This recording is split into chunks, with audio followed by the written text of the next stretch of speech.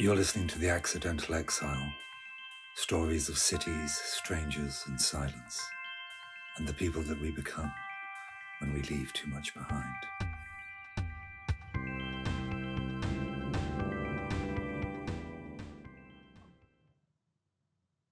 Anna. I'm standing in the meagre shade of a tree in the burning afternoon when I first see her. I recognize her instantly, even though we have never met. She walks just as I imagined she would, with an easy, languid gait. A thin veil of a cotton summer dress, flat-soled sandals, coral-painted toenails. She drapes her arms around my shoulders in a warm greeting. For a second, my eyes and nose are in her neck, taking in her intoxicating scent. Her skin is the colour of light demerara sugar, and in that fleeting moment of physical contact, I see the microscopic golden hairs that form a gossamer sheen across her body. She is as light as a feather, delicate and fine, but she carries herself with confidence.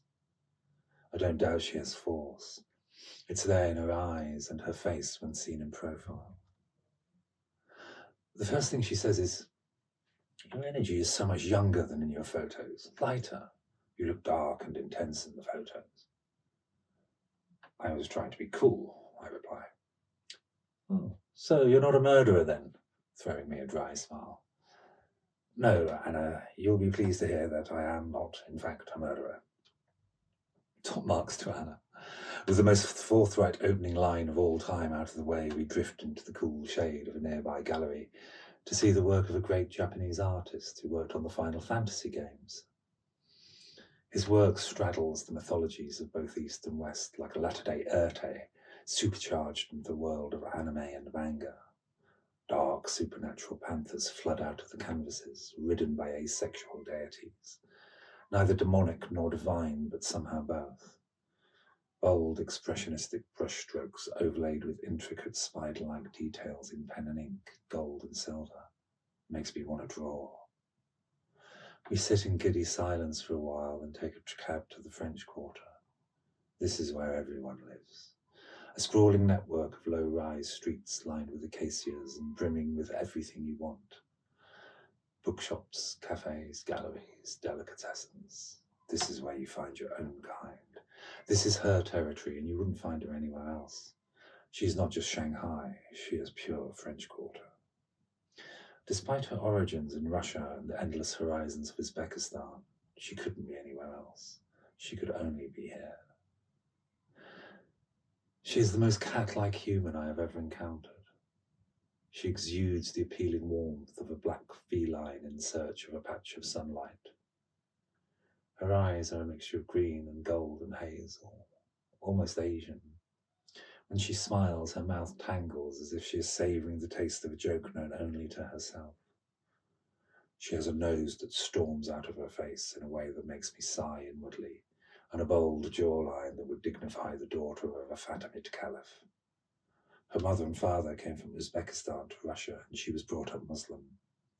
In photos, she could pass as a femme fatale, but in reality, she is kind and gentle. She has an easy way about her and a lazy walk. She is all lithe limbs and velvet edges. We settle down outside her favourite restaurant and watch the Saturday afternoon swarm by.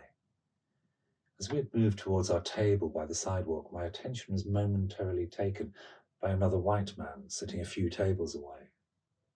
He sat alone, his countenance grim, balding on top, 5 o'clock shadow, a heavy presence. My body instinctively turned away from him like a rower evading a whirlpool. I didn't think. I just knew not to engage. What's the story there? Sure enough, sometime later, after a glass of wine and some pizza, Anna lit the latest in a succession of brightly coloured cigarettes and leant forward with a slight nod of her head and whispered to me in collusion, "That guy." She uses the term disparagingly. He tried to get with me many times, but I rejected him. He sits there all day and drinks 2 bottles of red wine. Ah, that explains the vibe I had momentarily picked up. How dare I, a new white face, take the spoils that are rightfully his? I'm intruding on long-established but wholly imagined territories, intricate webs of overlapping stories. Tread carefully, Finlay. You do not know the rules here. You cannot play the game when you don't know the rules. The afternoon succumbs to night, and we bid an affectionate farewell. With an hour to kill before I leave to catch the train, I can take the time to reflect. That guy, the whirlpool, I wonder again what his story is. A trail of broken marriages, a career in corporate that has left him rinsed, failed in the West, headed east.